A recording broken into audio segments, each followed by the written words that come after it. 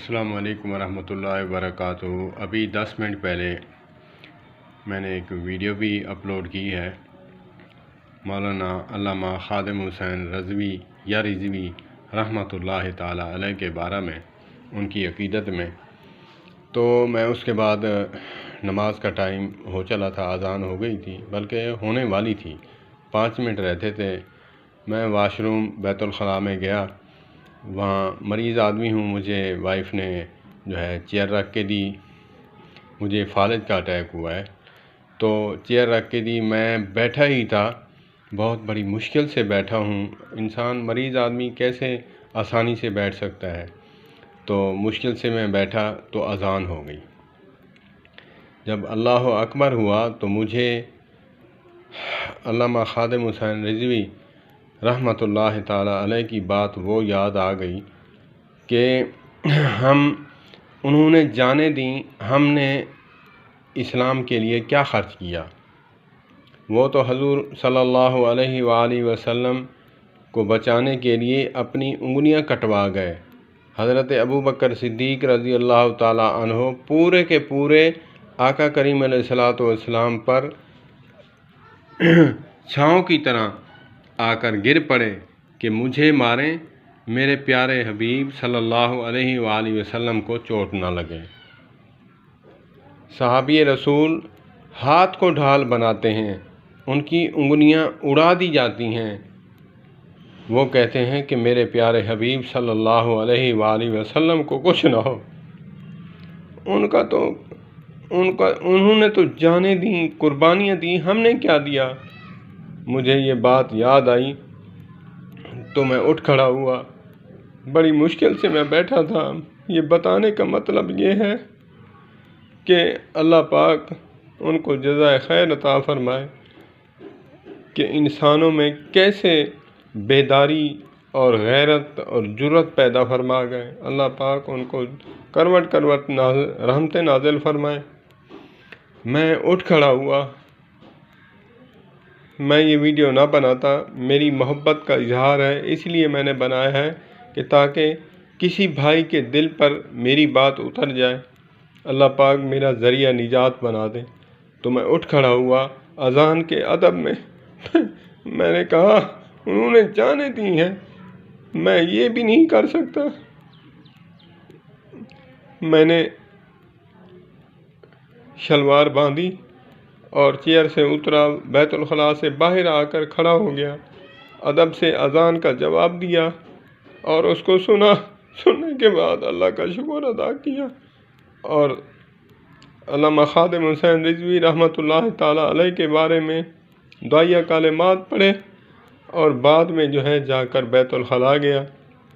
بیت الخلاء سے واپسی آیا، وضو کیا، وضو کر کے پھر نماز پڑھی۔ نماز پڑھنے کے بعد میرا دل نہیں رہا گیا، میں نے کہا کہ میں یہ ویڈیو لازمی ڈالوں گا کہ میرے دل کی یہ آواز ہے، میرا درد ہے کہ انہوں نے آج کتنا عرصہ ہو گئے ہیں، کافی عرصے کے بعد فوت شدہ انسان، اس کی کرامت یہ ہے کہ میں عمل کرنے پر مجبور ہو گیا۔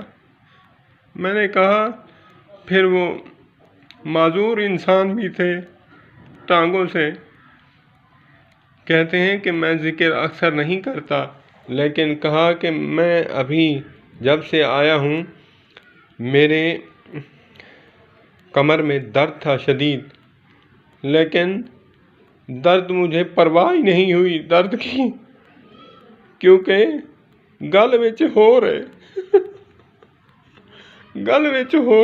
بے شک محبت ہو تو انسان اپنی جان کی پرواہ بھی نہیں کرتا۔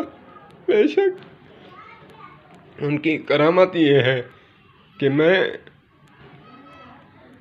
میں عمل کرنے پر مجبور ہو گیا۔ اللہ پاک مجھے مزید عمل کی توفیق عطا فرمائے، اور اللہ پاک علامہ خادم حسین رضوی رحمۃ اللہ تعالی علیہ کو کروٹ کروٹ رحمتیں نازل فرمائے، جنت الفردوس میں اعلیٰ مقام عطا فرمائے۔